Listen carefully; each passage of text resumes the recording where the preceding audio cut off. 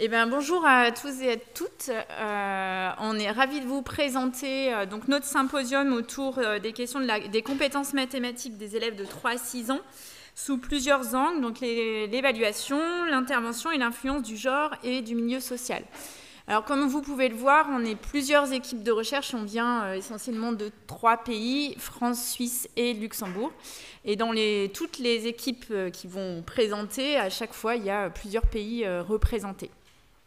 Alors, on avait proposé 4 questions qui vont être investiguées dans chacune des présentations.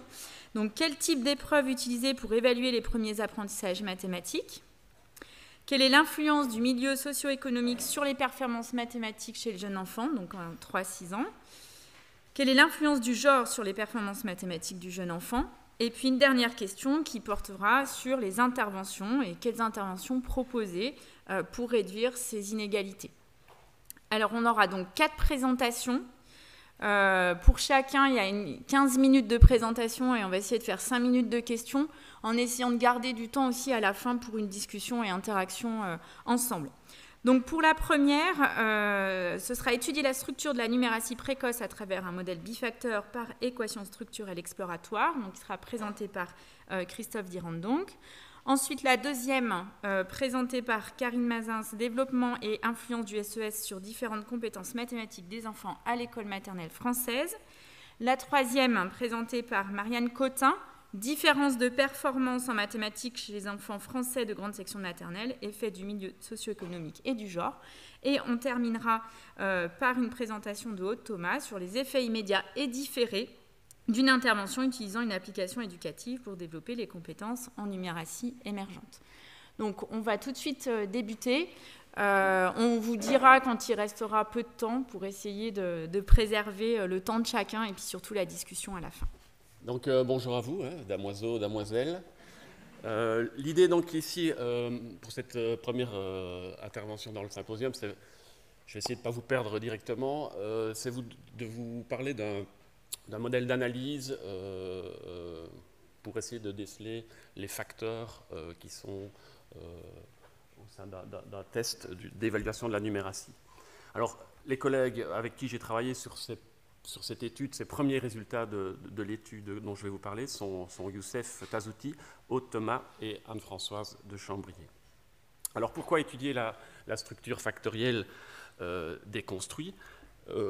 J'ai essayé de lister une série d'intérêts, donc à savoir identifier de quoi un construit est fait et n'est pas fait, évaluer un construit de manière à la fois exhaustive et économique, mieux identifier les liens avec d'autres construits, identifier des sous-compétences en tant que facteur distinct qui pourra donc donner la possibilité de cibler les forces et les faiblesses, notamment chez les élèves, pour définir des interventions ultérieures. Et puis aussi, c'est intéressant pour étudier des sous-groupes de la population, dégager des profils d'apprentissage, etc.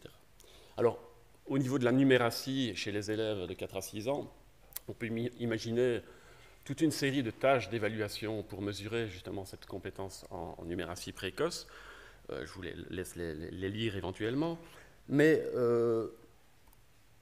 ce que j'ai envie de mettre en avant ici, c'est que dans la littérature de recherche, les résultats sont assez divergents quant à la structure factorielle de cette numératie précoce. On a des auteurs qui considèrent que le construit est unidimensionnel, alors que d'autres considèrent qu'il y a 2 facteurs, 3 facteurs, 4 facteurs ou même plus. Donc je vous invite à consulter peut-être la référence que j'ai mise ici pour vous donner un aperçu de la variabilité des résultats qu'on a face à cette idée d'explorer la structure factorielle de la numératie. Alors, les premiers résultats que je vous présente aujourd'hui sont en fait une réplication d'une étude antérieure. Donc on a essayé d'administrer un test de numératie à 188 élèves suisses âgés de 4 à 6 ans cette fois, avec un autre test de numératie que celui utilisé dans la première étude. Et ce test, c'est une version modifiée du test ligne humaine développé par Youssef Tazouti et Aude Thomas qui sont présents. Alors, notre modèle de référence, notre modèle théorique de référence, c'est le National Research Council. modèle, qui distingue en fait 3 dimensions dans la numératie. Donc on va partir sur l'idée qu'il y a 3 dimensions dans ce test de numératie, une dimension numbering, une dimension relations et une dimension arithmetic operations. 3 questions vont guider cette présentation.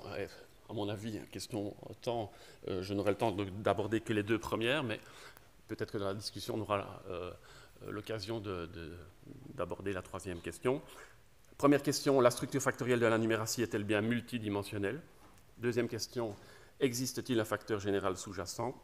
Et 3e question, si oui, quelle est sa nature? Alors, la première question consiste donc à savoir si le construit de la numératie est unidimensionnel ou multidimensionnel. Unidimensionnel, vous avez une représentation schématique sur le dessus, où vous voyez qu'avec 9 items, on essaye de mesurer le construit, qui est la numératie. Donc il y a 9 items de numératie, on considère qu'il y a donc une seule dimension. On peut imaginer qu'il y a plusieurs dimensions, plus d'une dimension. En l'occurrence, ici, j'ai illustré la chose avec 3 dimensions. En bas à gauche, vous avez le schéma d'une analyse factorielle confirmatoire classique à 3 facteurs, F1, F2, F3, qui sont des facteurs corrélés. Et vous constatez que chaque item n'appartient qu'à une seule dimension. Donc on a une dimension latente qui explique la performance à cet item 1, par exemple. Et à l'item 2 et à l'item 3, c'est la dimension latente F1. Je vais la contraster avec une autre modélisation moins connue, qui est la modélisation ESM. Je vais expliquer ce que c'est par la suite. Mais vous voyez que les dessins sont différents, les représentations sont différentes, c'est-à-dire qu'ici, on ne fait plus l'hypothèse qu'un seul item appartient à une seule dimension, mais on va essayer d'estimer aussi les cross-loadings, c'est-à-dire les liens des items avec les autres dimensions latentes du modèle. Donc vous voyez que l'item 1, il est effectivement supposé appartenir à la dimension 1, mais on va estimer avec les traits en pointillés aussi les liens qui existent avec le facteur 2 et facteur 3. Alors, je reviens sur la question initiale, unidimensionnel versus multidimensionnel. La première chose, c'est de voir effectivement si le modèle est unidimensionnel, si nos données respectent bien un modèle unidimensionnel. Alors, ce qu'on retrouve classiquement dans les travaux de recherche, c'est un calcul d'alpha, l'alpha de Cronbach, qu'on utilise pour prouver quelque part que c'est unidimensionnel. Alors, c'est une pratique qu'il faut éviter, parce qu'en fait, l'alpha de Cronbach ne sert pas à ça.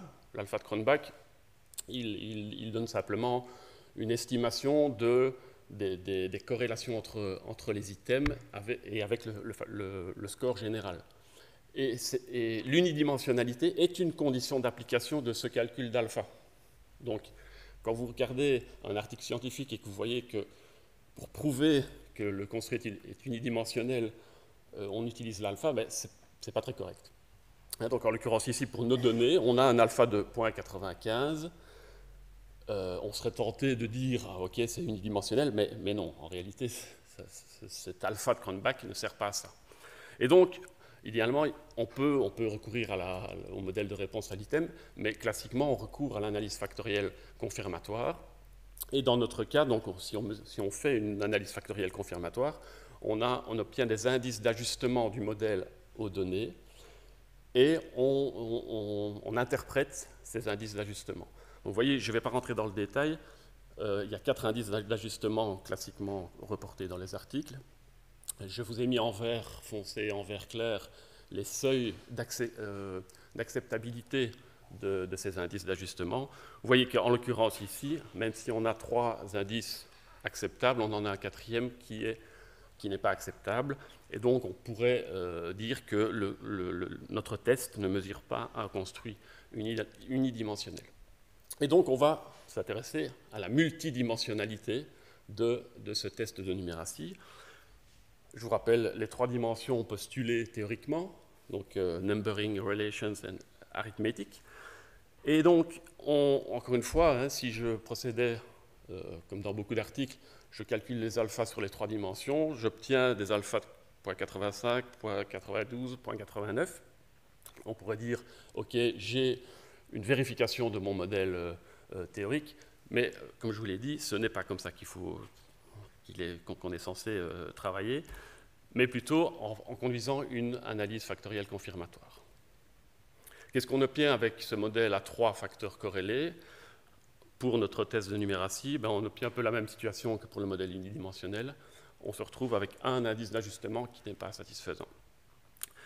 Et j'attire votre attention sur le fait aussi que dans de tels modèles, généralement, il y a une forte corrélation entre les facteurs. Okay?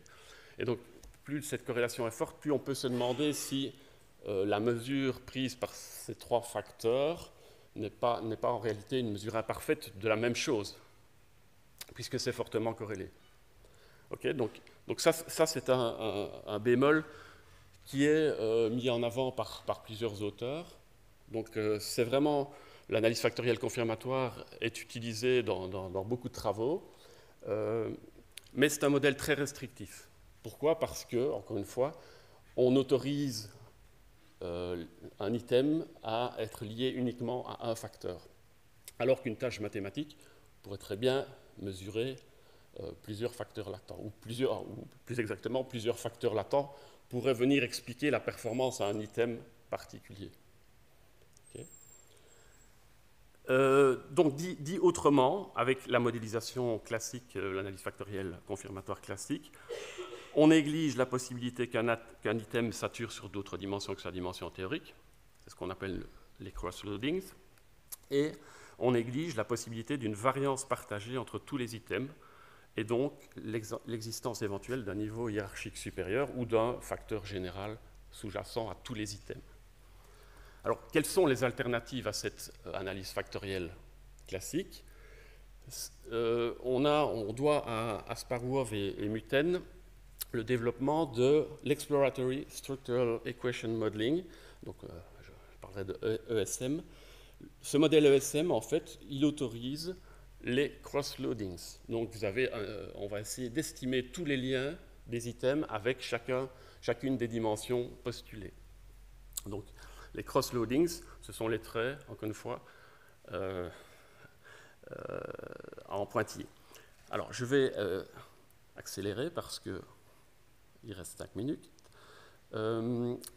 Pour les données de notre test, encore une fois, si on fait tourner ce modèle-là, on a un indice SRMR qui n'est pas satisfaisant, et on peut vérifier qu'effectivement, on a réussi quand même à diminuer les corrélations entre les facteurs. Ça, je vais passer pour aller droit au but. Ici, je vous montrer en fait les saturations des items sur les différents facteurs, d'après le modèle. Mais je vais directement, comme il n'est pas satisfaisant, je vais passer directement à la représentation bifacteur. L'essence même de mon intervention d'aujourd'hui, c'est que comme il y a beaucoup de saturation, de cross-loadings qui sont significatifs, il existe peut-être un facteur général sous-jacent à tous ces items. Et donc, là, on a encore 2 options. Soit on peut faire un modèle bifacteur CFA, donc si le modèle CFA initial est le meilleur, ou on peut faire un modèle bifacteur ESM si c'est le modèle ESM qui s'est avéré le plus adéquat. Je vous passe le modèle bifacteur CFA puisque ce n'est pas celui-là ce n'est pas le modèle CFA qui est le plus pertinent. Pour arriver au modèle bifacteur ESM, donc vous voyez ici qu'on a un facteur général qui est relié à tous les items, et puis des facteurs spécifiques, S1, S2, S3, qui sont liés à différents ensembles d'items. Ce qui est très important à comprendre, c'est que S1, S2, S3, ce ne sont pas les mêmes facteurs que dans l'analyse factorielle confirmatoire classique. Ce sont des facteurs spécifiques. Donc c'est ce qu'il reste une fois que la variance commune de tous les items a été retirée par le facteur général. Ce modèle-ci, il est jugé acceptable d'après les indices d'ajustement. Donc, a priori, on pourrait considérer que notre test de numératie est correctement modélisé par ce modèle bifacteur ESM. Alors, j'ai refait la même chose ici, donc avec les saturations pour ce modèle bifacteur ESM. Je ne vais pas perdre trop de temps là-dessus. Donc il est meilleur, mais je veux dire, il n'est pas parfait. Vous voyez que sur, par exemple, la dimension relation, tous les items ne présentent pas des saturations statistiquement significatives. Et donc, certains facteurs spécifiques ne sont pas bien définis. Il demeure quand même des items statistiquement significatifs. Mais donc, en fait, le fait d'avoir ajouté un facteur général a pris toute la variance liée aux items qui sont non significatifs. Donc, face à ces résultats, on pourrait peut-être envisager que la numération en fait, est constituée de plus de 3 dimensions. Il faudrait affiner. Nous, on est parti d'un modèle théorique, on a essayé de le vérifier. Mais peut-être qu'il y aurait encore des dimensions, des sous-dimensions à vérifier l'existence au niveau notamment de la dimension relation. Ou alors opter pour un autre modèle théorique que celui qu'on a considéré. Peut-être essayer de voir du côté du triple code ce que ça donnerait. Mais bon, ça c'est une autre question. Donc si je récapitule, je pense qu'il me reste 2 minutes. 1 minute? 1 minute. Si je récapitule, l'idée ici c'est d'attirer votre attention sur le fait de confirmer la dimensionnalité de vos données. Et on peut donc procéder en 2 temps. Dans un premier temps, on compare une modélisation, une analyse factorielle confirmatoire classique à la modélisation ESM.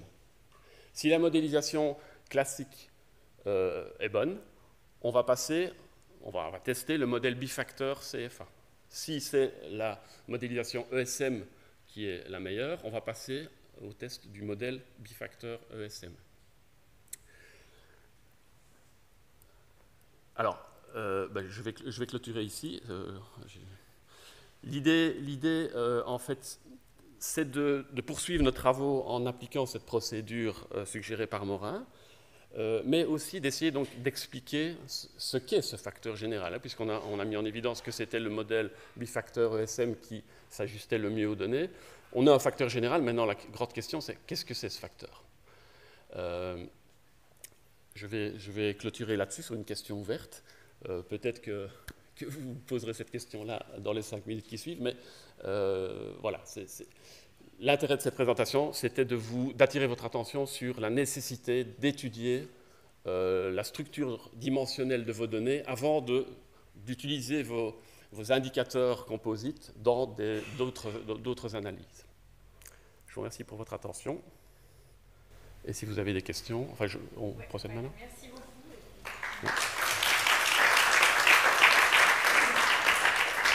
Si vous avez des questions, on a quelques minutes pour les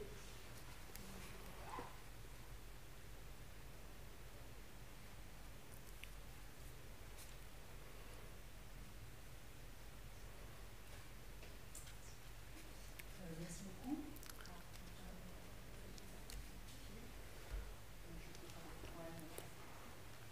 Est-ce que vous m'entendez bien? Du coup, merci beaucoup. Éventuellement, j'avais une question un peu naïve. Est-ce que ça a du sens de hiérarchiser les modèles théoriques sous-jacents? Est-ce que tu as été amené à tester plusieurs modèles théoriques? Et est-ce qu'on peut imaginer qu'il y ait plusieurs modèles théoriques qui montrent une bonne validité? Et si oui, comment faire en fait? Est-ce qu'on compare avec les différentes mesures que tu nous as montrées? Ou est-ce qu'on peut imaginer qu'il y ait des modèles théoriques un peu concurrents et que leur coexistence ait du sens? Alors, la suite des travaux, c'est effectivement ça, c'est d'essayer de compiler l'ensemble des modèles théoriques qui existent et de tester ces modèles théoriques en utilisant ce cadre d'analyse-ci. Alors, après, effectivement, pour décider de quelle est la meilleure des modélisations, on peut se baser simplement sur les indices d'ajustement, essayer de voir si effectivement ces indices sont, du point de vue statistique en tout cas, différents, et donc on pourrait opter pour une modélisation en particulier.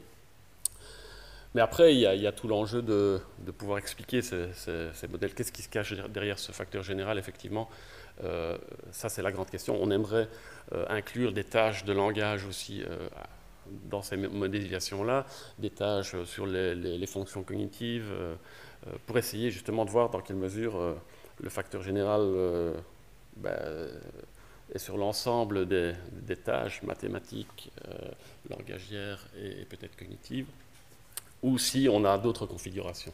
Voilà, c'est ça les prochaines étapes. Mais... Merci. Tout d'abord, merci Marilyn d'avoir organisé ce symposium qui nous donne l'occasion du coup d'échanger sur des thématiques qui nous sont chères. Donc je vais vous parler du développement et de l'influence du statut socio-économique sur différentes compétences mathématiques des enfants à l'école maternelle française. Et donc c'est un travail qu'on a fait l'année dernière avec Marie-Caroline Crozet, ici présente, qui est didacticienne des maths, et puis donc moi-même qui suis en psychologie du développement. Alors, je vais vous donner d'abord le contexte de l'étude, pourquoi on a fait cette étude l'année dernière. En fait, c'est une étude un peu pilote, préalable, à un projet, un gros projet qu'on a dans l'Académie de Grenoble notamment, qui s'appelle Pégase, pour Pôle Éducation Recherche de l'Académie de Grenoble, sur les apprentissages fondamentaux pour lutter contre les inégalités à l'école. Et donc, c'est un projet qu'on a obtenu avec un financement sur 10 ans, donc un PIA 3. Et la visée générale du projet, donc, c'est de transformer les pratiques enseignantes de la maternelle au lycée pour renforcer l'apprentissage des savoirs fondamentaux, langage et mathématiques, et contribuer ainsi à réduire les inégalités sociales, territoriales et cognitives. Alors, à l'intérieur de ce pôle Pégase, on s'occupe plus particulièrement du suivi de cohorte des élèves de cycle 1 et 2 en mathématiques, avec aussi Fanny Gimbert qui est présente ici. Et l'objectif, donc, c'est de trouver un moyen de réduire les inégalités de réussite entre les enfants par une intervention en milieu scolaire sur plusieurs années, dès le début des apprentissages. Donc, c'est un travail interdisciplinaire, avec la didactique des mathématiques, les sciences de l'éducation et la psychologie cognitive. Donc, pour l'instant, nous en sommes à la première étape, qui est de co-construire un programme d'intervention entre chercheurs et acteurs de terrain. Donc, une collaboration avec les enseignants, avec l'IREM aussi, qui est l'Institut de recherche sur l'enseignement des mathématiques à Grenoble. Ensuite, nous formerons des enseignants, puis nous implémenterons le programme dans les classes et nous évaluerons les enfants donc à différents niveaux de progression, sachant qu'il y aura 3 groupes de 50 classes, donc 50 classes mathématiques, 50 classes langage et 50 classes témoins.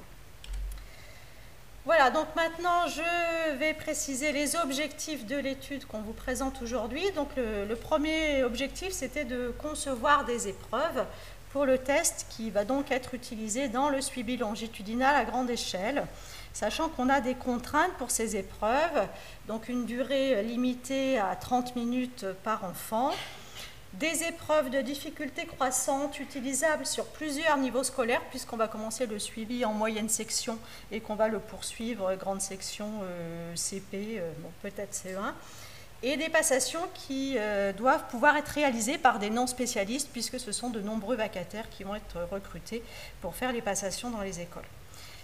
Le deuxième objectif, c'était de mieux connaître les compétences maîtrisées ou non chez les enfants de maternelle en France, parce qu'il y a un certain nombre de travaux internationaux, mais chaque pays a aussi un système scolaire particulier. Et donc, on voulait voir comment les compétences mathématiques évoluent avec le niveau scolaire, donc en maternelle, voir quelle est l'influence du statut socio-économique sur les compétences, puisque notre objectif sera de réduire les conséquences en fait, de ce statut sur les performances des enfants, et puis de voir l'interaction entre le niveau scolaire et le statut socio-économique, quelle est la dynamique sur les 3 années de maternelle, est-ce qu'il y a déjà des différences en petites sections, est-ce que ces différences elles s'accentuent au fil du temps, ou est-ce qu'à l'inverse, on n'a pas de différence je ne sais plus ce que j'ai dit au début, s'il y en avait ou pas, bon, peu importe. Est-ce qu'on a des différences au départ ou pas? Est-ce qu'elles augmentent? Est-ce que l'école les réduit sur certaines compétences? Est-ce qu'on voit qu'à la fin de l'école maternelle, il y a déjà des choses qui sont bien maîtrisées et à l'inverse, sur d'autres compétences, des écarts qui apparaissent? Donc l'étude a porté sur 95 enfants dans l'échantillon final d'une école mixte au niveau du statut socio-économique de Grenoble. Donc on avait choisi une école justement avec une origine sociale mixte des élèves. Et donc, en critères d'exclusion, on retrouve les critères classiques des enfants non francophones et des troubles du neurodéveloppement. Alors, en fait, ça a un petit peu des conséquences parce que, par exemple, les enfants non francophones, on en enlève plus en petites sections et ça peut aussi avoir des petites répercussions après sur les résultats. Et les troubles du neurodéveloppement, à l'inverse, ils ne sont pas encore très bien diagnostiqués en maternelle. Donc, c'était des passations individuelles qui ont été réalisées en mars-avril et qui duraient environ 30 minutes par enfant. Alors, pour mesurer le statut socio-économique des parents, on leur a demandé s'ils devaient nous rendre une feuille, d'une part leur profession et d'autre part leur diplôme le plus élevé obtenu, donc pour les deux parents. Alors, on a coté la profession à partir des six catégories de l'INSEE, classique. On a pris la catégorie la plus élevée parmi les deux responsables, c'est aussi ce qui se fait généralement. Et puis, on a regroupé certaines catégories pour en avoir deux grandes, la catégorie haute et la catégorie basse, sachant qu'on s'est basé sur des travaux antérieurs, les travaux d'Arnon et Fayol notamment, et de Smeding et Al 2013. Donc, dans la première catégorie, on va retrouver les agriculteurs, les artisans, commerçants, chefs d'entreprise, les cadres et professions intellectuelles supérieures, les professions intermédiaires, et dans la catégorie basse, les employés et les ouvriers. Pour le diplôme, donc là aussi, on a pris le diplôme le plus élevé parmi les deux responsables. On a regroupé les catégories. Donc, dans la catégorie basse, on a mis tout ce qui était le bac ou en dessous du bac. Et dans la catégorie haute, on a mis tout ce qui était au moins bac plus 3, ou plus. La batterie qu'on avait, donc elle comprenait 16 épreuves de cognition mathématique, plus les blocs de Corsi, mais je ne vais pas en parler aujourd'hui. Et en fait, on a d'abord recensé ce qui existait, notamment en français. Et donc, on s'est inspiré d'épreuves de Colomé et Noël, de Darnon et Fayol, de Thomas et Al, de Van Nieuwenhoven, donc le Teddy-Math, et puis aussi le Wechsler. Alors, dans les compétences, donc on avait une première série d'épreuves qui portait sur la connaissance des nombres symboliques avec la chaîne verbale, donc l'épreuve très, très classique, compter le plus loin possible. Et ensuite, donc, sur les nombres écrits, code arabe versus verbal, on avait l'épreuve dans les deux sens. Donc, soit du code verbal vers le code arabe. Donc là, on disait aux enfants un mot nombre, il fallait qu'ils nous montrent lequel c'était parmi 6. Et dans l'autre sens, c'est ce qu'on appelle la lecture de nombres, où on a un chiffre ou un nombre écrit en code arabe et l'enfant doit le lire. Alors, c'est vrai qu'au départ, on avait gardé ces deux épreuves. Enfin, plusieurs fois, on a fait à la fois l'épreuve de production et l'épreuve de détection, mais dans l'idée de n'en garder qu'une après, et de voir finalement quelle était la meilleure. Alors, on a conçu une épreuve qu'on trouve moins fréquemment dans les batteries, qui est la connaissance de la configuration des doigts, puisque c'est quelque chose dont il semble que ce soit plus présent aujourd'hui en maternelle, et puis qui nous intéressait pour nos projets futurs par rapport à Pégase. Donc là aussi, dans le sens verbal doigt ou doigt verbal, donc dans le sens verbal doigt, on disait aux enfants, je vais te dire un nombre et tu me le montres avec tes doigts le plus vite possible, sachant que l'idée, c'était pas qu'ils commencent à compter leurs doigts un par un, mais de voir si très vite ils étaient capables de montrer la configuration. Et puis dans l'autre sens, donc maintenant on va faire l'inverse, je vais te montrer des photos avec des doigts levés très vite, il faut que tu me dises combien de doigts il y a, donc là aussi l'idée c'était pas qu'ils comptent les doigts un par un, mais voir s'ils connaissaient les configurations. Ensuite, donc sur comptage et cardinalité, on a repris deux épreuves classiques de psychologie cognitive qu'on appelle en anglais Give me a how many. Donc, give me, c'est donne-moi tant de jetons. Et how many, donc là, les enfants devaient compter des objets sur une planche à voix haute, puis dire combien il y avait d'objets en tout. Sur la magnitude des nombres, on a utilisé deux épreuves. La ligne numérique, donc placer un nombre sur une ligne bornée, donc on avait pris de 0 à 20, mais non gradué, qui est là aussi une épreuve de psychologie cognitive assez classique maintenant. Et puis la comparaison de nombres, donc là il faut déterminer le plus rapidement possible lequel de deux nombres est le plus grand dans une série de 40 comparaisons. Donc c'est une épreuve qu'on trouve dans les évaluations nationales de CP notamment, qui est aussi une tâche de psychologie cognitive, notamment d'Ansari. Et donc voilà.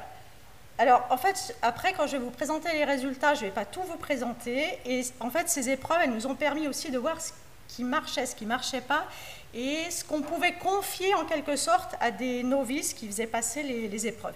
Et en fait, la ligne numérique, typiquement, ça s'est révélé être une catastrophe. C'est-à-dire que quand on a vraiment des experts, on prend le temps que les enfants comprennent ce qu'il faut faire, etc. Mais avec des novices, en fait, ça ne marche pas bien. Donc du coup, je ne vous présenterai pas les résultats de la ligne. En arithmétique, il y avait donc du calcul mental avec des items où on commençait par « et encore », c'est quand même pas mal utilisé en France, et puis ensuite avec le mot « plus ». Et puis des problèmes verbaux. Donc là, on commençait avec des items très faciles pour les plus jeunes enfants et des items plus difficiles ensuite. Donc je n'ai pas reprécisé que les items sont de difficulté croissante et qu'on a des critères de début et des critères d'arrêt en fonction du niveau scolaire des enfants. Il y avait d'autres épreuves dont que je ne vais pas détailler, où finalement on s'est rendu compte que ça ne fonctionnait pas très bien, qu'il y avait le problème des distracteurs, il y avait le problème du vocabulaire. Voilà, donc du coup, soit il faut les améliorer, soit on ne les conservera pas. Alors sur le statut socio-économique, on a regardé à la fois à partir de la profession et à partir du diplôme. Et en fait, finalement, le diplôme nous paraît être un meilleur indice. D'abord parce qu'on a un meilleur équilibre des groupes au niveau des effectifs. Et puis, on a une mesure... Enfin, il y a quand même pas mal de sociologues qui disent que c'est une mesure qui est plus précise. Et puis aussi, peut-être pour nous, plus facile à coter que la profession. Alors, les résultats, donc... sur d'abord la connaissance des nombres symboliques. Alors, vous allez voir en fait, bon, l'effet principal du niveau scolaire, on va le retrouver quasiment sur toutes les compétences, et l'effet du diplôme des parents, on le retrouve aussi très souvent, et avec aussi donc parfois des interactions. Bon, là, sur la chaîne verbale, donc il n'y a pas de statistiques, mais on voit l'écart qui apparaît au fil du temps, et ça nous permet aussi de voir en moyenne jusqu'à combien comptent les enfants, parce que en fait, par exemple, dans le programme scolaire en France, en grande section, il faut que les enfants comptent jusqu'à 30. Alors on voit que dans les milieux plutôt défavorisés, on n'est pas très loin de 30, mais on voit que les enfants de milieux favorisés sont bien au-dessus, hein, ce qui du coup voilà, pose aussi question sur comment réduire ces écarts, qu'est-ce qu'il faut faire à l'école. Sur verbal arabe ou arabe verbal, je vous rappelle qu'il y avait des preuves dans les deux sens. Il nous semble finalement que l'épreuve de lecture de nombres, donc l'épreuve de production, est sans doute d'un peu meilleure qualité aussi parce qu'il n'y a pas ce problème de distracteur qui fait qu'au niveau exécutif, il y a des enfants qui se précipitent, que selon le distracteur qu'on met, l'enfant va répondre juste ou faux, etc. Donc voilà pour la connaissance des nombres symboliques. Alors pour la configuration des doigts, là ce qu'on voit d'intéressant, donc certes la différence en fonction du milieu, mais on voit qu'en grande section ça a l'air d'être quelque chose quand même d'assez bien maîtrisé. Donc les scores étaient sur 10, hein, les 10 journées jusqu'aux 10 doigts, et on voit qu'on n'est pas très loin du score total, donc surtout donc, en grande section, et on voit bien cette progression au fil des années, donc ce qui laisse penser que c'est quelque chose qui est aujourd'hui travaillé à l'école. Sur comptage et cardinalité, là aussi on voit que c'est quelque chose qui a l'air d'être assez bien travaillé à l'école, notamment la tâche à Omeni, où on voit que dès la moyenne section, ils ont déjà des scores assez élevés, hein, et que là, pour le coup, ici, les deux groupes se rejoignent en grande section, donc milieu favorisé ou défavorisé. La tâche Give Me est un petit peu plus difficile, et là, on a un petit peu plus d'écart. La magnitude des nombres, la comparaison de nombres, bon, là, on voit qu'on a un écart entre les deux groupes qui se maintient entre les deux années. Sur l'arithmétique, alors là, c'est un petit peu déprimant. là on voit que, notamment pour les problèmes verbaux, on a vraiment une différence qui apparaît au cours des années maternelles, hein, en grande section, où là les enfants de milieux favorisés commencent vraiment à progresser, ce qui n'est pas le cas des enfants de milieux défavorisés. Et en calcul mental, on a un écart aussi important. J'en arrive à la conclusion. Donc sur la passation, donc il y a la difficulté à avoir un indicateur fiable du SSE, même si, en fait, je ne vous l'ai pas dit tout à l'heure, mais on a été quand même agréablement surpris parce qu'au final, les parents ont vraiment joué le jeu et nous ont répondu sur leur profession et diplôme. Donc on a eu un taux de réponse qui était quand même élevé. Alors est-ce que c'est le cas dans toutes les études? Je ne sais pas. On s'est rendu compte qu'il y avait des items qui étaient inadaptés, notamment pour les petites classes, à cause des choix multiples, des distracteurs qui ne sont pas très adaptés au niveau des fonctions exécutives à cet âge-là. Et puis se pose la question finalement du test qui doit être réajusté pour chaque nouveau projet, puisqu'il faut avoir des épreuves ciblées par rapport à l'intervention qu'on fait. Sur les résultats, donc on voit qu'on a des performances qui s'améliorent d'année en année pour tous les enfants, ça c'est plutôt rassurant. Des compétences qui plafonnent en moyenne section, déjà, donc ça veut dire que là, c'est des choses qui sont quand même beaucoup travaillées. Des compétences qui atteignent le maximum en mars en grande section, hein, donc là j'ajoute aussi par exemple l'épreuve des doigts. Et puis par contre des différences qui s'accentuent, hein, notamment résolution de problèmes, ou qui se maintiennent, et donc on se dit que c'est sur ces compétences-là qu'il va falloir agir, hein, et parce que ce sont aussi, calcul mental et résolution de problèmes, ce sont aussi les compétences les plus complexes, les plus abouties, qui font appel finalement peut-être au nombre intégré de façon le plus importante, et c'est peut-être certainement là-dessus qu'il va falloir intervenir en maternelle. Voilà, je vous remercie pour votre attention. Alors, on a quelques minutes pour des questions.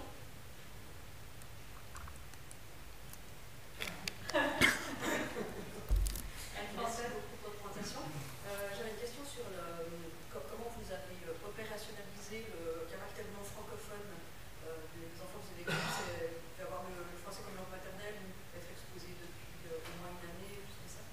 Alors ça, c'est souvent, soit c'est les enseignants au départ qui sélectionnent, soit c'est au cours de la passation, si on a des enfants qui vraiment ne parlent pas, qu'on enlève après coup en fait. Mais ce n'est pas forcément des enfants qui sont francophones au niveau de la langue maternelle. Notamment, c'est pour ça que je disais, le petit biais qu'il peut y avoir, c'est qu'en petite section, on en enlève plus. Et puis, plus on monte dans les grandes classes, plus on va les garder, puisqu'ils sont scolarisés depuis 1 an, 2 ans, 3 ans. Voilà, l'école et les chercheurs considèrent qu'ils sont francophones. Mais non, ils ne sont pas tous de langue maternelle française. Dans nos recherches, c'est un point assez crucial parce que c'est à côté dommage de s'intéresser aux SES favorisés en excluant les non francophones, mais en même temps, ça pose toute la question de la fiabilité de la source d'information. Peut-être que je profite pour la continuité de ma question, c'était de dire les choix multiples qui ne donnaient pas grand-chose en petite section, moyenne section, ce qui serait des bonnes alternatives pour les enfants qui ne maîtrisent pas très bien le français.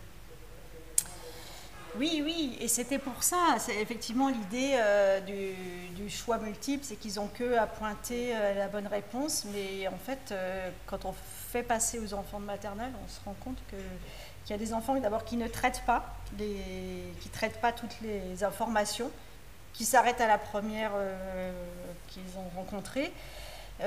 Typiquement, dans le vocabulaire mathématique, on avait le chien est plus grand que la bouteille, je ne sais quoi, et puis en fait, ils ont vu le chien et la bouteille, et hop, ils n'ont pas traité l'info.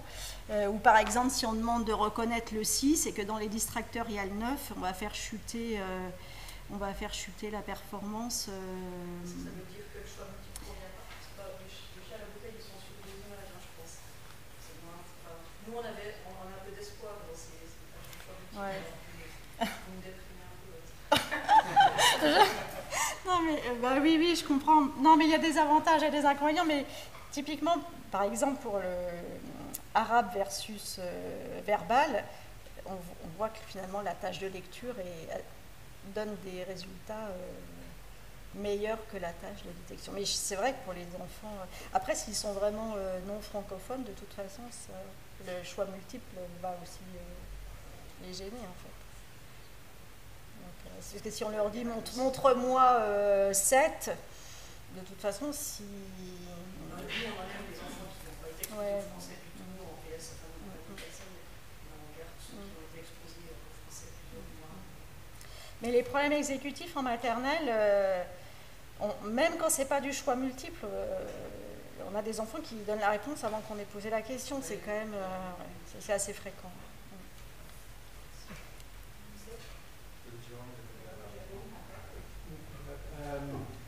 Merci pour c'est intéressant. Du coup, la grande question sur les milieux socio-économiques et l'impact, c'est d'où ça vient. Il y a l'école, il y a la famille, tout ça. Mon point que je voulais juste porter ton opinion sur ça, c'est en fait, sur la majorité de tes graphiques, ça émerge effectivement, enfin, ça augmente, et en fait, en petite section, il n'y a pas vraiment beaucoup de différence. Non.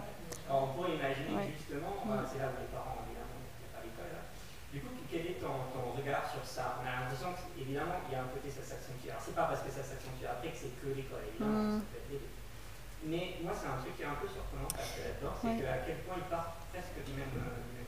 Oui, alors effectivement, c'est un peu surprenant. Alors, peut-être qu'il peut y avoir un biais de mesure, c'est ce que je disais, parce que comme en petite section, ceux qu'on enlève, qui ne parlent pas français, etc., c'est certainement des enfants plus de milieux défavorisés. Donc du coup, peut-être que dans notre échantillon global, on a moins de défavorisés en petite section qu'en grande section. Et voilà, ce serait quelque chose à regarder. Après, ça peut être aussi qu'en petite section, par rapport à nos épreuves, ils sont tellement au plancher que du coup, on ne discrimine pas très bien les enfants. Alors, on avait d'autres tests qui étaient que en petite section, et j'ai fait les analyses. Souvent, ça ne sort pas, c'est pas encore significatif, mais on commence à voir quand même que déjà, il y a une petite différence. Et après, sur le fait que les différences s'accentuent, pour moi, c'est beaucoup le milieu familial, effectivement. Beaucoup de milieu familial, parce que les enfants de milieux favorisés, ils vont au-delà des programmes. Ils vont au-delà des programmes, et finalement, quand on se contente avec les enfants de milieux défavorisés juste du programme de maternelle, on ne les emmène pas très loin finalement. Sauf que dans quelques cas où l'école a l'air quand même de mettre beaucoup l'accent sur certaines compétences, comme compter, combien il y en a, etc. Ou même aujourd'hui les configurations de doigts, où là, du coup, les écarts sont un peu moindres. Mais, juste pour réagir par rapport à ce que vous avez dit, il y a vraiment un effet important, un effet maître qui est important. Je pense que ça permet d'expliquer en fait, les différences entre les gamins. On rentre à l'école maternelle, il n'y a pas de différence, et après les différences s'accentuent. Parce qu'il y a des enseignants qui ne travaillent pas les compétences numériques tant que ça en maternelle. Il y en a qui travaillent de manière systématique et de manière un petit peu organisée, et d'autres qui mettent plus l'accent sur les compétences orales. Je pense que c'est un facteur important, et vu votre projet avec les 50 classes, là vous aurez de quoi tester ces primaires. C'est très bien qu'il est important, même si en maternelle il n'y a pas de politique sur la question, On va prendre une dernière question. Oui. Vous m'entendez là? oui.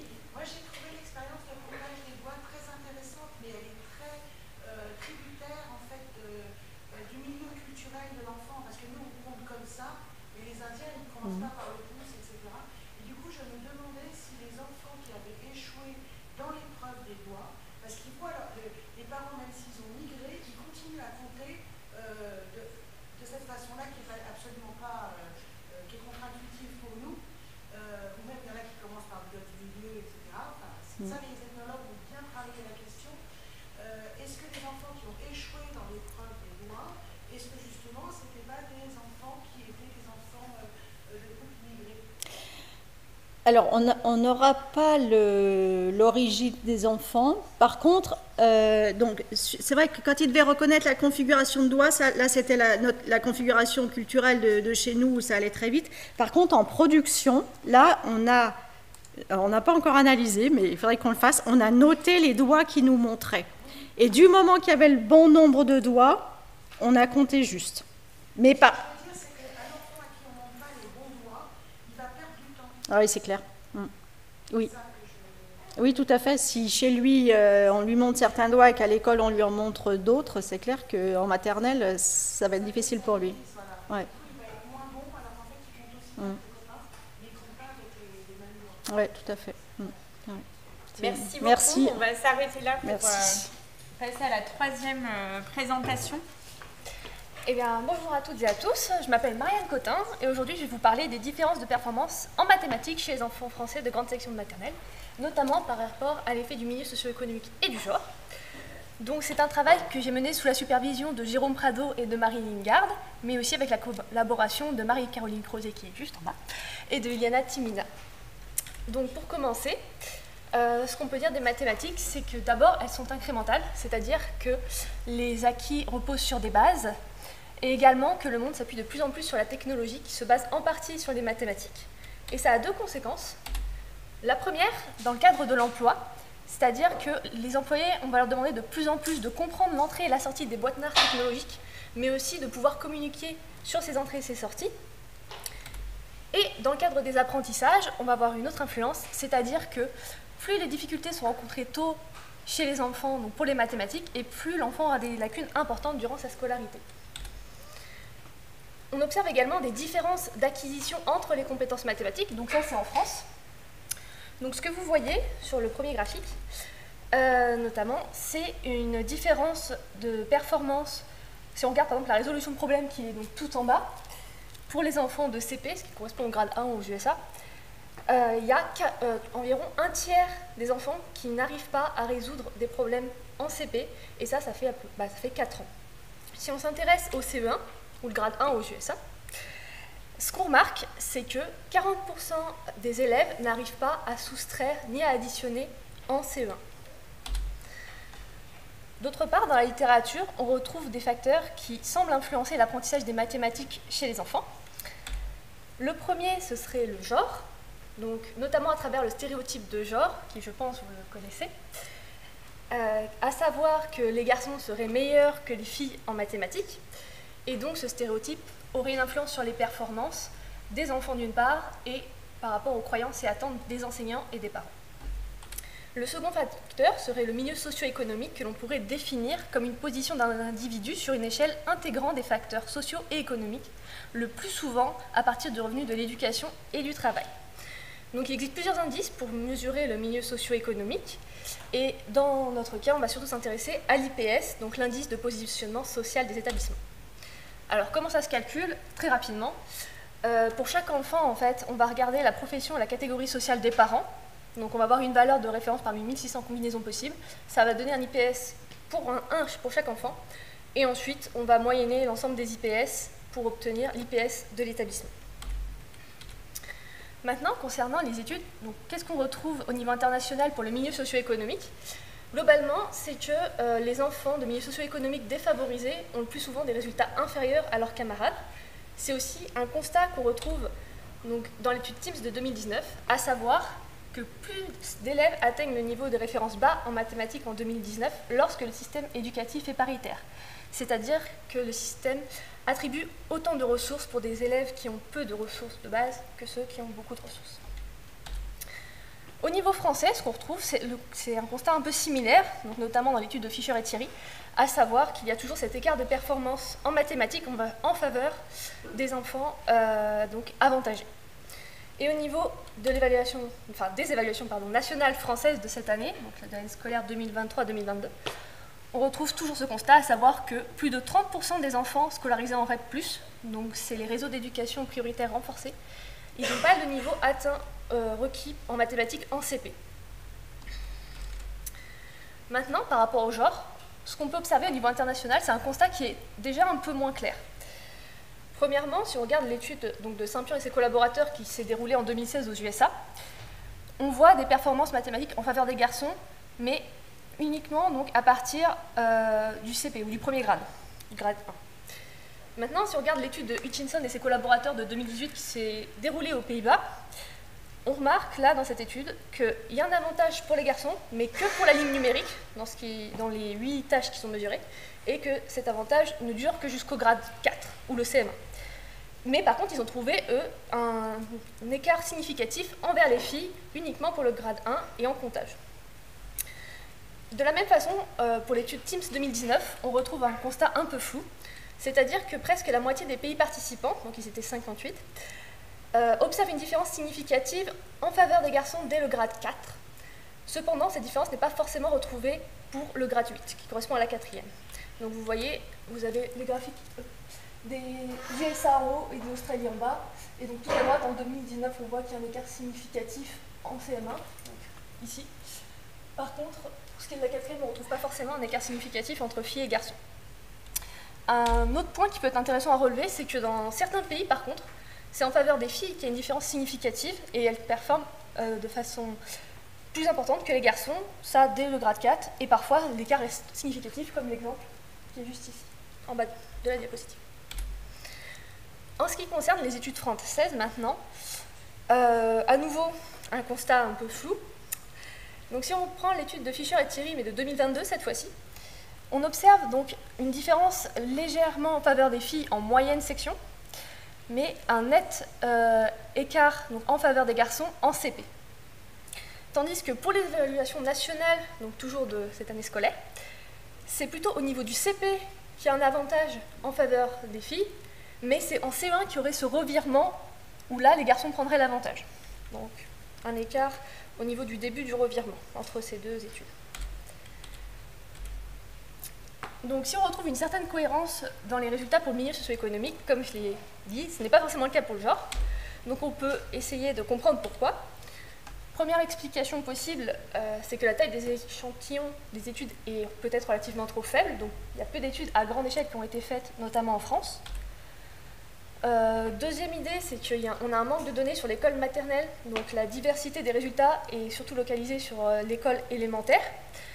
Donc il pourrait être intéressant de faire des études sur aussi le début de l'apprentissage des mathématiques. Et enfin, on peut se poser la question par rapport aux outils de mesure utilisés, à savoir par rapport d'une part à la finesse du construit, mais aussi par rapport aux différents types de tâches pour une même mesure. Donc je vous ai mis un exemple de deux tâches de comparaison de nombres, donc qui sont censées être pour une même mesure.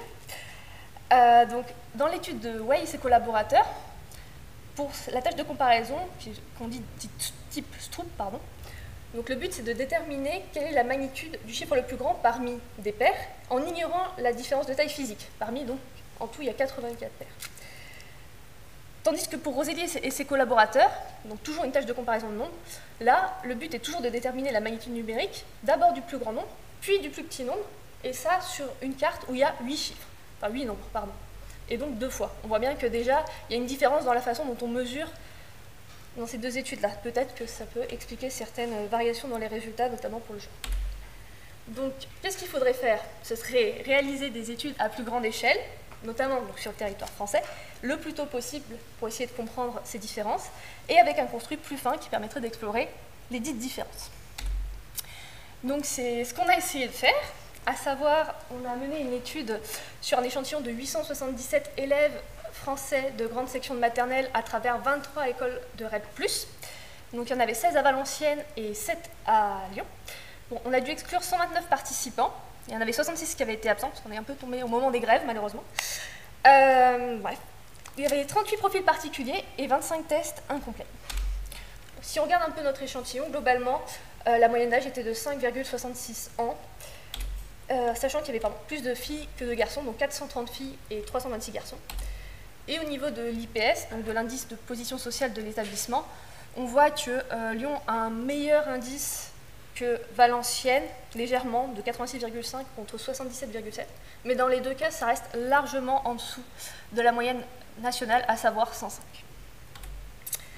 Concernant l'outil qu'on a utilisé pour mesurer, c'est nos enfants, enfin les enfants. Donc on a utilisé le test Enudit, qui a été designé pour des passations individuelles d'environ 30 minutes grâce aux travaux de Marie-Caroline Crozet et Marie-Line Garde. Donc il s'articule autour de 3 parties, à savoir la cardinalité, l'ordinalité et le nombre décontextualisé. Et dans chacune de ces parties, ce qui est important de noter, c'est que tous les enfants ne voient pas tous les items. Je m'explique. C'est-à-dire que pour une tâche, elle est subdivisée globalement en 2 sous-tâches et dans chaque sous-tâche, il y a 2 items. Donc en gros, pour une tâche, on a souvent 4 items. Et en fait, si l'enfant réussit les 2 premiers items, donc les items qui vont être les plus durs, on va considérer qu'il aura le niveau pour réussir les 2 items suivants. Donc je vous donne un exemple pour conceptualiser un peu mieux. Si on prend donc l'axe de la cardinalité qui est composé de 5 tâches et 24 items. Donc ce que vous voyez à droite, c'est donc la tâche 1 qui est codée une quantité, c'est-à-dire que l'enfant doit dire combien est-ce qu'il voit d'étoiles sur la feuille. Donc ça, c'est l'item qui est dur, donc vous voyez il y a 6 étoiles, et un des items qui est simple, c'est 3 étoiles. Donc vous comprenez bien que si l'enfant est en capacité de compter les 6 étoiles, normalement il est en capacité de compter les 3 étoiles. Donc ensuite, on a l'axe de l'ordinalité qui est composé de 5 tâches et 24 items, où là le but est de placer un jeton à un étage donné, et le nombre décontextualisé, où le but est de dire le nombre que l'enfant voit. Donc pour notre étude, nous avons choisi de faire un modèle mixte pour chacune de nos VD, puisque nous avions donc 4 VD, le score total, la partie A, la partie B et la partie C. Donc nous avions à chaque fois un facteur catégoriel, le genre, 2 facteurs continuing, l'IPS et l'âge, et 3 facteurs aléatoires, la localisation, les écoles et les enseignants. Donc on retrouve, dans notre étude, nous n'avons pas retrouvé d'effet du milieu socio-économique sur nos 4 VD. Par contre, nous avons retrouvé un effet significatif de l'âge et également un effet significatif du genre uniquement pour la partie C, qui est donc le nombre décontextualisé, en faveur des garçons. Comment est-ce qu'on explique nos résultats? Par rapport au milieu socio-économique, on avance 2 hypothèses. La première, c'est que peut-être que, étant donné que nous avons uniquement des élèves en REP+, la faible représentativité de notre échantillon a peut-être gêné à trouver justement le résultat que l'on retrouve dans la littérature, puisque si on compare à Jordan et ses collaborateurs, par exemple, dans leur échantillon, ils avaient des enfants de moyens ou de bas revenus. Concernant l'autre point, ça serait plutôt par rapport à l'indicateur utilisé, à savoir, nous avons utilisé juste un indicateur au niveau des écoles, et contrairement par exemple à l'étude de Q et Lung, qui eux ont utilisé une mesure au niveau de l'école et une mesure au niveau du SES de la famille, peut-être que l'IPS n'avait pas justement cette sensibilité pour capter cet effet dans notre étude. Concernant le genre, donc pour rappel, j'ai dit qu'on avait un effet du nombre décontextualisé en faveur des garçons. On a à nouveau 2 hypothèses. La première, c'est est-ce que, donc pour replacer dans le contexte, par rapport à l'étude de Fischer et Thierry, ils trouvent que les filles sont légèrement meilleures en moyenne section, donc qui est la classe avant celle où nous on a évalué, et les garçons meilleurs en CP. Sachant que nous, donc, on se demandait, est-ce que c'est pas parce que en grande section de maternelle, c'est le début de l'apprentissage du nombre décontextualisé qui, en fait, aurait cet effet, signerait le début du revirement en faveur des garçons, donc qui serait cohérent avec les résultats qu'on a obtenus dans notre étude, puisque seule la partie C est significative. Et la deuxième hypothèse, c'est par rapport à l'influence du stéréotype de genre, donc à savoir que Abadi et ses collaborateurs ont trouvé une augmentation des performances des garçons uniquement quand il y a une activation manifeste du stéréotype par rapport à la condition où il n'y en avait pas. Et la partie C, en l'occurrence, concerne les compétences qui requièrent les compétences symboliques les plus avancées des nudites. Et donc, peut-être que c'est plus proche de l'idée qu'on fait des mathématiques, et peut-être qu'il y a une activation du stéréotype de genre. Pour finir, donc, nous avons une volonté d'élargir l'utilisation des nudites. Notamment, nous sommes aussi en train de le standardiser, donc nous avons trouvé une corrélation significative grâce à Uliana Timina avec le Woodcock-Johnson et le subtest de Apply Problem. Et enfin, ce travail est la première partie d'un travail avec Agir pour l'école pour le développement d'une application pour la construction des nombres, qui s'appelle Agir pour les maths. Et donc vous avez un exemple juste derrière. Je vous remercie pour votre attention. Bonjour à tous. Aujourd'hui, je vais vous présenter donc une étude qui est extraite donc, du projet Ligne Humaine, projet sur lequel on a développé une application éducative qui visait à développer les compétences émergentes des élèves de 3 à 6 ans, donc scolarisés à l'école maternelle, en littératie et en numératie. Et plus spécifiquement, aujourd'hui, on va s'intéresser donc aux effets immédiats et différés de cette intervention qui utilise une application éducative pour développer les compétences en numératie émergente. Donc déjà pour démarrer, voilà, le développement de la numératie émergente, il apparaît bien avant l'entrée dans l'enseignement préscolaire. C'est-à-dire que déjà avant 3 ans, les enfants, dans leur environnement familial, commencent à développer des connaissances et des compétences liées au nombre et liées à la quantité. Plus spécifiquement, ce que nous, on va entendre dans le concept de numératie émergente, ce sont un ensemble de compétences mathématiques précoces qui vont englober des compétences numériques, qui vont englober le dénombrement, la comparaison de quantité, la comparaison de nombres, ou encore la résolution de problèmes. Donc plus particulièrement, ce qui va nous intéresser, c'est que ces compétences de numératie émergente, elles vont prédire les performances mathématiques, que ce soit donc à l'école primaire, c'est-à-dire simplement quelques années plus tard, voire même au secondaire. Donc il y a vraiment un impact sur le long terme sur le développement mathématique de l'enfant. Et le deuxième point qui nous intéresse également dans notre étude, c'est que ce sont des compétences qui sont également généralement fortement corrélées avec le statut socio-économique de l'enfant. Donc plus l'enfant vient d'un milieu qui va être défavorisé, et plus il aura des compétences qui seront plus faibles que les autres élèves de son âge. Alors, pour faire le lien avec les présentations précédentes, je vous ai synthétisé rapidement les différents modèles théoriques ou différentes conceptions de la numératie émergente en fonction des auteurs. Donc on peut voir qu'il y a une très grande variabilité en termes de modèles et de modèles factoriels. Donc la plupart du temps, on était il y a quelques années sur des modèles unifactoriels. Donc l'ensemble des compétences évaluées reflétait la numératie émergente. Et progressivement, les auteurs ont commencé à explorer des modèles à 2, à 3, voire à 4 facteurs, voire même certains modèles qui peuvent compter jusqu'à 5, 6 ou 7 facteurs différents de la numératie émergente. Donc moi, ce qui m'intéresse un petit peu aujourd'hui, c'est de dire, bah oui, on a des structures factorielles qui peuvent varier, mais comment ça peut s'expliquer? On a déjà quelques pistes dans des travaux récents.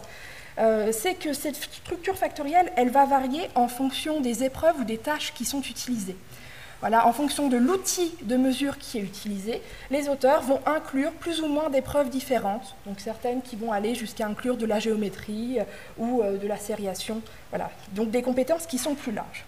Et de même, il y a des études qui ont montré également que la structure factorielle de la numératie émergente, elle semblait évoluer avec l'âge. Donc on pourrait avoir des structures différentes en fonction de la petite, la moyenne, la grande section, voire même le CP. Donc comme moi je vais m'intéresser plus spécifiquement à l'impact d'une application, je vais vous présenter un petit peu l'impact de ces outils numériques sur les apprentissages émergents et également leur pertinence face à un public donc, qui est très jeune. Donc les dispositifs à écran tactile, donc c'est ce qu'on entend plutôt par les tablettes, voire les smartphones, sont vraiment des dispositifs qui sont facilement utilisables par les jeunes enfants. Pourquoi? Parce qu'ils vont présenter une ergonomie qui est adaptée. Donc l'enfant, voilà, très jeune, va pouvoir interagir avec la tablette en cliquant, en déplaçant les éléments. Il y a également de nombreuses études et des méta-analyses qui ont montré un impact positif des applications éducatives avec tablette sur l'acquisition des compétences en numératie émergente. Donc, plus spécifiquement, ce qui va nous intéresser, c'est que ces applications éducatives, elles vont favoriser une pratique active de l'enfant, et une pratique aussi engageante vis-à-vis de la tâche qu'il est en train de réaliser. Il est également important de noter que pour avoir une application éducative efficace, on va devoir remplir certaines conditions. Donc là, je vous en présente quelques-unes. La première qui nous semble essentielle, ça va être d'impliquer les enseignants dans un processus de co-conception. Dans le cadre de notre projet, on visait vraiment à développer une application qui serait utilisée ensuite dans le contexte de la classe.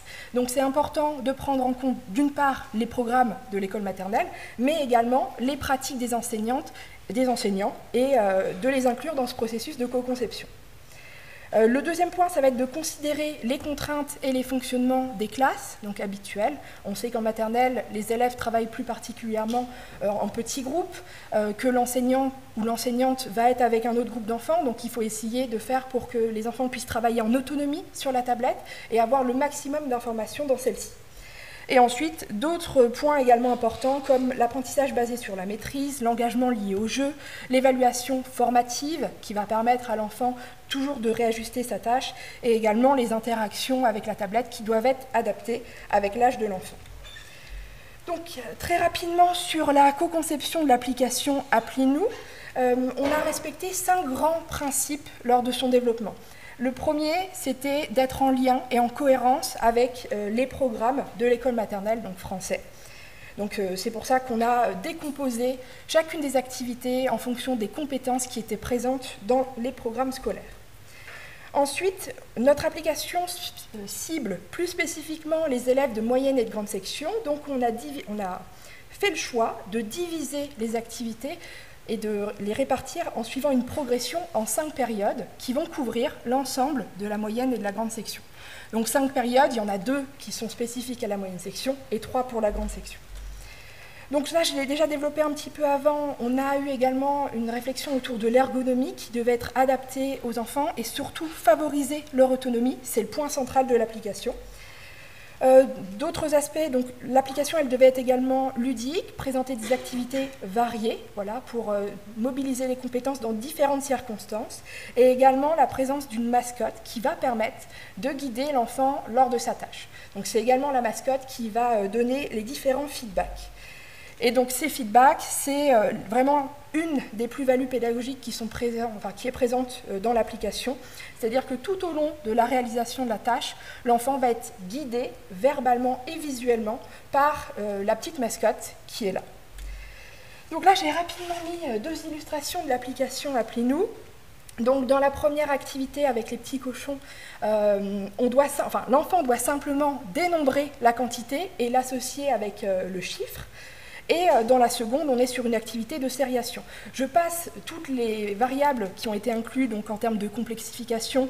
Pour la première, on est d'abord sur des quantités très petites pour la moyenne section, allant de 1 à 5, avec des constellations plutôt en forme de dés à repérer, puis des doigts, puis des nombres, ainsi de suite.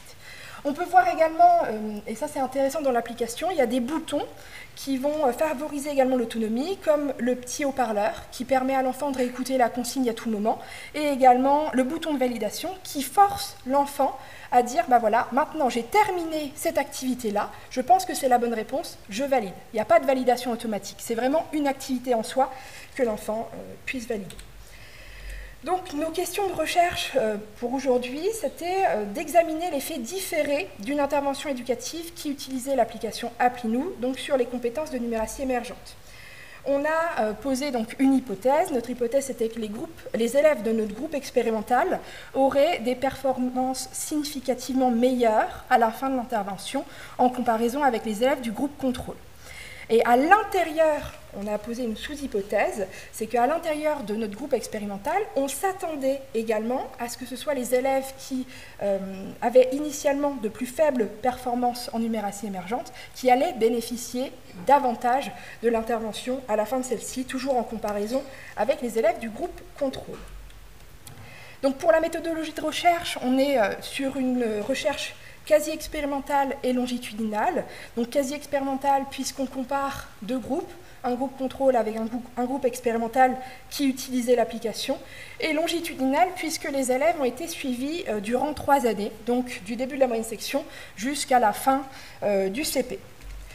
Donc à l'intérieur de notre groupe expérimental, les élèves utilisaient l'application à hauteur de 20 minutes par semaine, pendant 10 semaines en moyenne section et pendant 15 semaines en grande section. Donc c'est important de le mentionner puisque c'est des temps qui sont quand même relativement courts. Voilà, on s'est heurté aussi à tous les commentaires en lien avec les écrans et les apprentissages. Donc on a préféré avoir un temps d'exposition moins important. Donc rapidement également, les mesures utilisées, je vais revenir dessus juste après rapidement. On a en moyenne section 11 subtests qui mesurent la numératie émergente qu'on a développé au sein de l'équipe. Par la suite, en CP, on a utilisé les évaluations nationales de début et de mi-CP. En parallèle, on a également fait passer un questionnaire aux parents, donc afin de recueillir des informations sociodémographiques. Et on a également mesuré le raisonnement fluide à l'aide des matrices de Raven. Donc, pour les participants, je vous donne voilà, le nombre total de participants en T1. On était avec 774 élèves. Progressivement, on a eu un petit peu d'attrition. Ces élèves étaient répartis dans 32 écoles et il est également important de noter qu'on avait environ 20% de nos élèves qui étaient scolarisés en REP. Donc 20% dans le groupe contrôle et également 20% dans le groupe expérimental. Donc, je passe rapidement. Les collègues ont déjà présenté les épreuves. Donc voilà, on est sur des épreuves assez classiques de reconnaissance des chiffres, de dénombrement, de cardinalité, de problèmes à histoire.